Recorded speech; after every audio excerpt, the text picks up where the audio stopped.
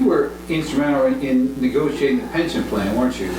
I was very involved, and I was involved with Allie Reynolds. I was the National League representative, and Allie Reynolds was the American League. And we hired an attorney, a guy named J. Norman Lewis. And he represented us, and they, of course, had they had several attorneys when we had one of our meetings. And we went to the meeting room, and it was in Atlanta, Georgia. And we went there, and they would not allow us, the owners would not allow us to bring an attorney into the meetings. And so Alan and I both walked out of the deal. And in that deal, later on, Hank Greenberg, again involved in this, was appointed as a part of a committee. And Hank Greenberg, we got involved, and he also had John Galbraith, who was the owner of the Pittsburgh Pirates at that time, and they had one more man.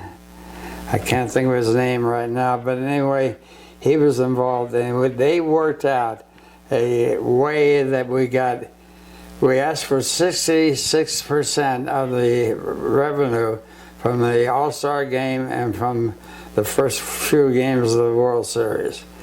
And they didn't go for that. So, but we did get 60%. And that was off of $1,000 that was given to the players by the television pension people. And that was the start of what is now, where players are making millions of dollars.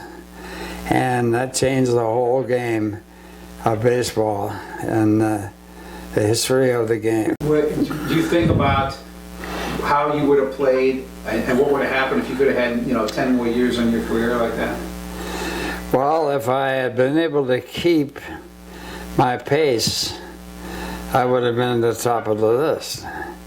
My average of home runs was second to Babe Ruth, and he played in 154 games. I played in 154 games. When Maris broke the record, he played in 162 games, I believe. And of course, that was a record that no one wanted broken. And actually, in the course, one time Roger Maris was in the Cleveland organization with Greenberg and whatever, and I worked with him on his hitting. When he came down to San Diego, we were a farm club of Cleveland, and I worked with him on his hitting. And Maris was a tremendous athlete and probably had the best arm I ever saw in baseball. And he also was a wonderful guy and high class. And when he broke that record, or tied that record, he was a real high class guy to be on a list with Babe Ruth. And they were opposite people, but they certainly were great hitters for that 1 year. Hello everyone, I spend a lot of time trying to get you guys nice videos, so please subscribe to this page. Thank you.